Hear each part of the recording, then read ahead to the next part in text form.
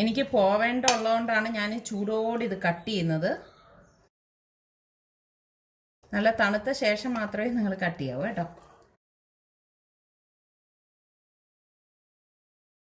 കണ്ടോ, നമ്മൾ പാനിൽ ഉണ്ടാക്കിയ കേക്കാണെന്ന് പറയത്തേയില്ല. നല്ല സോഫ്റ്റ് ആയിട്ടുള്ള കേക്കാണ്. അതിൻ്റെ ടെക്സ്ചർ നിങ്ങൾക്ക് നോക്കിയാൽ തന്നെ മനസ്സിലാവും. ഇന്ന് ഞാൻ ഉണ്ടാക്കിയിരിക്കുന്നത് നല്ല സ്പഞ്ചി ആയിട്ടുള്ള റവ കേക്കാണ്. ഇത് എല്ലാവർക്കും ഉണ്ടാക്കിയെടുക്കാൻ പറ്റുന്ന രീതിയിലാണ് ഞാൻ ഉണ്ടാക്കിയിരിക്കുന്നത്. ഇത് എഗ്ലെസ് കേക്കാണ് കേട്ടോ. അപ്പൊ ഈ വീഡിയോ ഇന്നിപ്പോ പോസ്റ്റ് ആവുമ്പോഴേക്ക് ഞാൻ ഇൻഷാല്ല ചെന്നൈയിലായിരിക്കും. അപ്പൊ നിങ്ങൾക്ക് വേണ്ടിയിട്ട് രാവിലെ തന്നെ ഞാൻ എഴുന്നേറ്റ് ഉണ്ടാക്കിയ ഒരു കേക്കാണിത്. അപ്പൊ നിങ്ങൾ എല്ലാവരും ഇതൊന്ന് ഉണ്ടാക്കി നോക്കണം. അപ്പോൾ നമുക്ക് എങ്ങനെയാണ് ഈ കേക്ക് തയ്യാറാക്കുന്നതെന്ന് നോക്കാം. ഇതുണ്ടാക്കാൻ വേണ്ടിയിട്ട് ഞാനിവിടെ 2 കപ്പ് റവ മിക്സിയുടെ പൊടിക്കുന്ന ജാറിലേക്ക് ഇട്ടിട്ട് പൊടിച്ചെടുക്കും. ഞാനിവിടെ 1/2 കപ്പ് പാല് ഒരു ബൗളിലേക്ക് ഒഴിച്ചു കൊടുക്കുകയാണ്. ഇനി ഇതിലേക്ക് ഞാനിവിടെ ഒരു നാരങ്ങയുടെ പകുതി എടുത്തിട്ടുണ്ട്. അതൊന്ന് പിഴിഞ്ഞൊഴിച്ചു കൊടുക്കാം. ഇതൊന്ന് ഇളക്കിയിട്ട് നമുക്കൊന്ന് മാറ്റി വെക്കാം. പാലിവിടെ പിരിഞ്ഞു വരുന്നുണ്ട്. അപ്പം ഇനി ഇതുപോലെ ഒന്ന് ഇളക്കിയിട്ട് മാറ്റി വെക്കാം. ഒരു ബൗൾ എടുത്തിട്ട് നമ്മൾ ഈ പൊടിച്ചു വെച്ചിരിക്കുന്ന റവ ഇതിലേക്ക് ഇട്ട് കൊടുക്കാം. ഇതിലേക്ക് ഇനി 1 കപ്പ് പാലൊഴിച്ചിട്ട് ഇതൊന്ന് മിക്സ് ചെയ്ത് കൊടുക്കാം.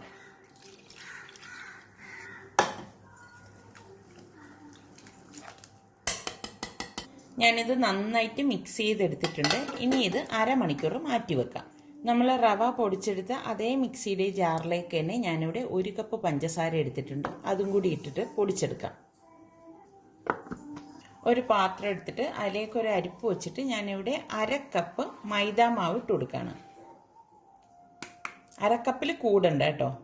പിന്നെ ഇതിലേക്ക് 1 ടീസ്പൂൺ ബേക്കിംഗ് പൗഡറും 1/2 ടീസ്പൂൺ ബേക്കിംഗ് സോഡയും കൂടി ഇട്ടിട്ട് ഒന്ന് അരിച്ചെടുക്കാം.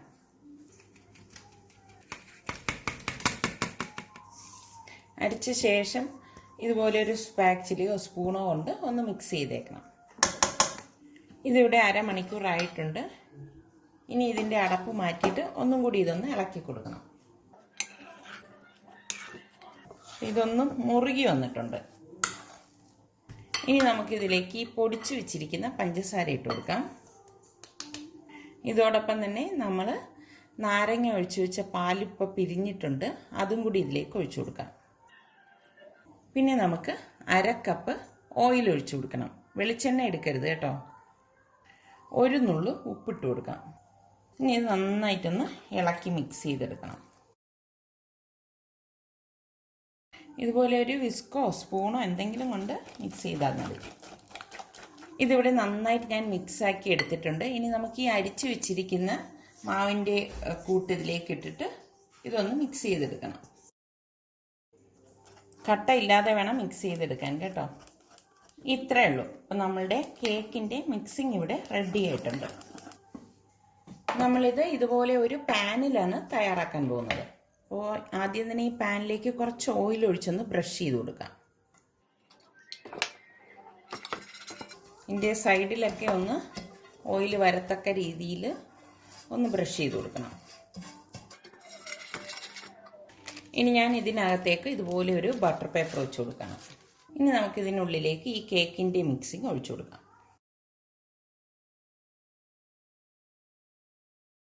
ഇനി ഇതൊന്ന് ടാപ്പ് ചെയ്ത് കൊടുക്കാം. ഇതിന് മുകളിലേക്ക് ഞാനിവിടെ കുറച്ച് ടൂട്ടി ഫ്രൂട്ടി എടുത്തിട്ടുണ്ട്. അതൊന്നിട്ട് കൊടുക്കാം. ഇനി നമ്മളിത് ഗ്യാസ് ഓൺ ചെയ്ത് ലോ ഫ്ലെയിമിൽ വെച്ച് ഒരു 45-50 മിനിറ്റ് ഇത് വേവിച്ചെടുക്കുകയാണ് ചെയ്യുന്നത്. നമ്മൾ ഓവനിലാണെങ്കിൽ 180 ഡിഗ്രി സെൽഷ്യസിൽ ഒരു 30-35 മിനിറ്റ് ബേക്ക് ചെയ്യേണ്ടി വരും.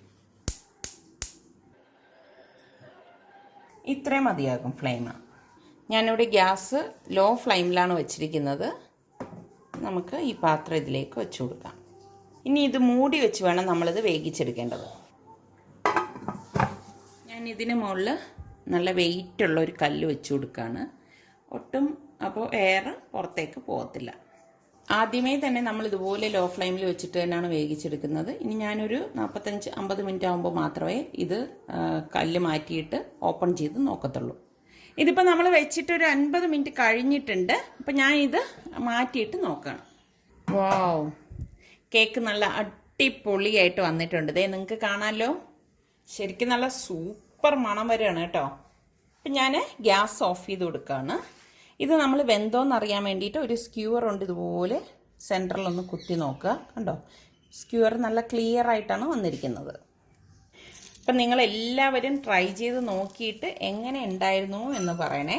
നമ്മുടെ കയ്യിൽ ഓവനോ ബീറ്ററോ ഒന്നും ഇല്ലെങ്കിലും നമുക്ക് നല്ല അടിപൊളി കേക്ക് ഇതുപോലെ പാനിൽ ഉണ്ടാക്കിയെടുക്കാൻ പറ്റും. ഇതൊരു സ്പാച്ചിലുകൊണ്ട് ഞാൻ പതുക്കെ ഒന്ന് വിടിയിച്ചു കൊടുക്കുകയാണ്. ഇളക്കാൻ എളുപ്പത്തിന് വേണ്ടിയിട്ടാണ് ഞാനിങ്ങനെ വിടിയിച്ചു കൊടുക്കുന്നത്. ഇപ്പോൾ രാവിലെ 8 മണി കഴിഞ്ഞിട്ടുണ്ട്. ഇപ്പോൾ ഞങ്ങൾക്ക് 10:55 ഫ്ലൈറ്റ്. അപ്പോൾ അതിന് മുൻപ് ഞാൻ നിങ്ങളുടെ റെസിപ്പി എല്ലാം ഒന്ന് തയ്യാറാക്കി വെക്കുവാണ്. ഞാനിനി ഇത് ഒരു പ്ലേറ്റിലേക്ക് മാറ്റുവാണ്. ഇതിൻ്റെ അടിഭാഗം ഞാനൊന്ന് കാണിച്ചു തരാം. കണ്ടോ, ഇതിവിടെ നല്ല പെർഫെക്റ്റ് ആയിട്ട് വന്നിട്ടുണ്ട്. അപ്പം ഞാൻ ബട്ടർ പേപ്പർ ഇതിൽ നിന്ന് മാറ്റുവാണ്. കണ്ടോ, നല്ല അടിപൊളി കേക്കാണ്. ഇതിപ്പോൾ ചൂടോടുകൂടി ഇരിക്കുകയാണ്. ഇത് നല്ലതുപോലെ ഒന്ന് തണുത്ത ശേഷം നിങ്ങൾ കട്ട് ചെയ്താൽ മതി കേട്ടോ. ഇത് നല്ല സോഫ്റ്റ് ആയിട്ടുള്ള കേക്കാണ്. ഇത് നിങ്ങൾക്ക് കാണുമ്പോൾ തന്നെ അറിയാം. കണ്ടോ, വളരെ സോഫ്റ്റ് ആയിട്ടുള്ളൊരു കേക്കാണ്. അപ്പം നമ്മളുടെ അടിപൊളി റവ സ്പഞ്ച് കേക്ക് ഇവിടെ റെഡി ആയിട്ടുണ്ട്. അപ്പോൾ നിങ്ങൾ എല്ലാവരും ട്രൈ ചെയ്ത് നോക്കി. നിങ്ങൾക്കിത് ഇഷ്ടമാണെങ്കിൽ ഇതിൻ്റെ ലിങ്ക് ഷെയർ ചെയ്യാനും ലൈക്ക് ചെയ്യാനും കമൻറ്റ് ചെയ്യാനൊന്നും മറക്കരുതേ. അതുപോലെ തന്നെ നമ്മളുടെ സലു കിച്ചൻ ഇനിയും സബ്സ്ക്രൈബ് ചെയ്യാത്തവരുണ്ടെങ്കിൽ ഈസി റെസിപ്പികൾക്കായി സലു കിച്ചൻ സബ്സ്ക്രൈബ് ചെയ്യുകയും വേണം കേട്ടോ.